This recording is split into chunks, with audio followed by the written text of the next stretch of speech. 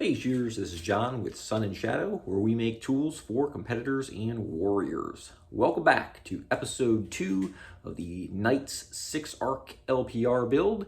And today we are going to be talking about components that are going to go into the build and some of the reasons why I have chosen these particular items to go into this gun.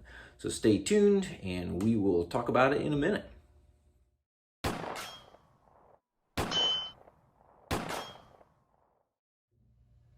On the last episode, we talked about the differences between 6-arc and 5.56, specifically where it came in the competition setting was the ability to call your shots at distance and also the energy on target.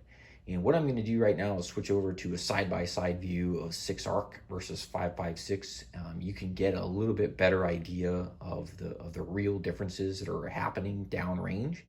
And here I am showing the differences there, especially you can see the splash on the berms is way bigger with 6-arc, not very visible with 5.56. If you are using an LPVO like a 1-8 or a 1-10, sometimes this splash can be extremely difficult, if not impossible to see with a 5.56, especially once you get out past, say, 500 yards. So a 6-arc, you can see that splash a lot better with a lower power optic, which means that you can correct faster. Otherwise, it's just kind of a guessing game with 5.56. So I hope this comparison video helps you kind of imagine that energy on target. So in the last video where we left off, we were talking about converting my Knights 14.5-inch dimpled upper into what would essentially be a Knights Mod 1 LPR. I've kind of backtracked a little bit. First of all, didn't really want to take apart a 14.5-inch dimpled upper. It's not really a unicorn. It's more like a snow leopard or something. You know, they exist. You know, you just don't see them very often. But anyway, that was a little bit of a heartache if I was gonna take this thing apart. The other problem that I ran into is that the barrel nut for the Knights URX3, URX2 barrel nut.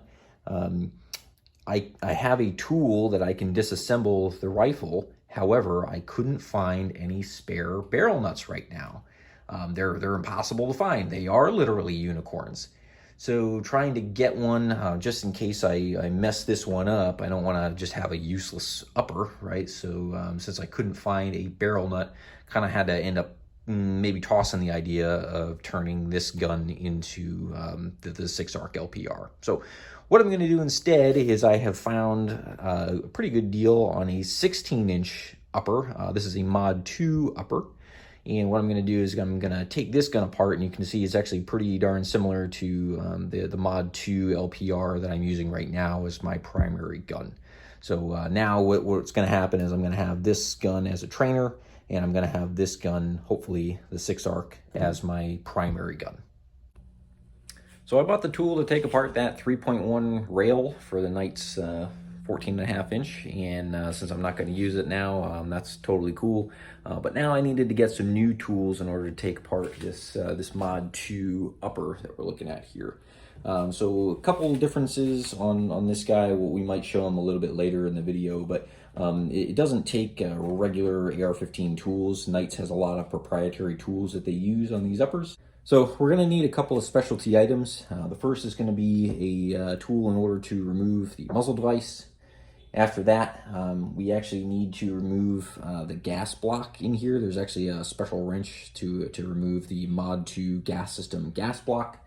And then finally, on the URX4, on the Mod 2 upper, actually the barrel nut is integrated into the handguard itself, so it's not a separate piece. So you do need a special wrench in order to take that apart too. So now I've got like a buttload of Knights armament tools that we can use to take this gun apart.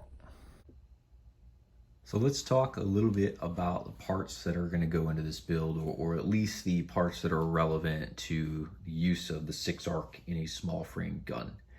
We're going to start in the middle here with one of the most important components, of course, which is the barrel. I am using a Proof 18-inch stainless barrel. It has a rifle length +1 gas system on it. From what I understand, the gas system is optimized for 6-arc. So we'll hopefully put that to the test here. It has a 0.75 diameter gas block up here. So what we've done is we've ordered a fixed gas block here from BCM that will go onto this barrel. I've had a lot of discussions with a lot of people who have been using 6-arc.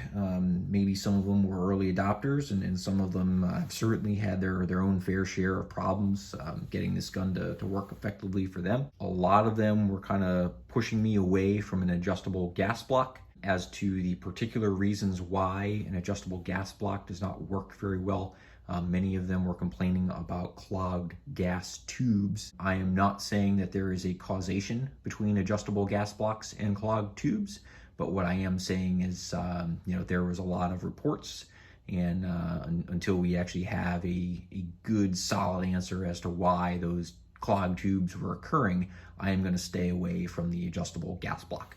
So right now we're just going to use the fixed gas block on this guy. Next up is going to be the bolt and bolt carrier. Again, spoke to a lot of people about which bolt they were running. A lot of people came back with two particular manufacturers that appeared to do very well. The first was JP, and the second was Rubber City Armory. And at the time that I was ordering parts, I could not find any available JP bolts, so I ended up going with a bolt and carrier from Rubber City Armory. On the muzzle end, I am going to be using a Knights MAMS. This is in the correct thread pattern. It's a 5/8 by 24 that will go on to the barrel. No other reason except it's a muzzle brake, and it's kind of cool that it's a Knights build with a Knights muzzle device on there. If I were really looking to seek out performance, which I am actually not, I might have gone with a tunable muzzle brake, but in this case I'm kind of after a little bit of performance, a little bit of cool factor, and 100% after reliability. That is my primary concern with this build, is reliability. And if you have listened to any of my other videos, you would know that I consider ammunition to 100% be part of the system. For this build, I am planning to only be using Hornady match ammunition. These are the 108s. I might consider using some other Hornady ammunition, but really the point is that I'm only going to be using factory. I do not plan to reload for this particular gun just yet. And then lastly, another item on the reliability checkbox is the magazines. Again, through discussions with a lot of people who are using 6-arc already, Duramag continued to come back as one of the top performers as far as magazines are concerned. They are not without their flaws from what I've seen. However, they appear to be the most reliable out of the rest of the magazine manufacturers. I have only purchased the 20-round magazines. From what I understand, you can get 20 rounds in the mag, but there's no room for anything else. So if you're trying to insert the magazine, a 20-round magazine, on a closed bolt, you might end up having some issues with seating. So a lot of guys are downloading to 19. I might, I'm just going to have to check and see how that rolls for me. But Duramag, again, came back as the leading item as far as magazines are concerned. So next, we're going to talk about optics. I actually have two optics choices for this gun. The first one is going to be the Vortex 1-10. I've had a lot of great experience with the Vortex 1-10 on other guns already. I think I showed you, there's already one on my Knights LPR in 5.56 that I really like.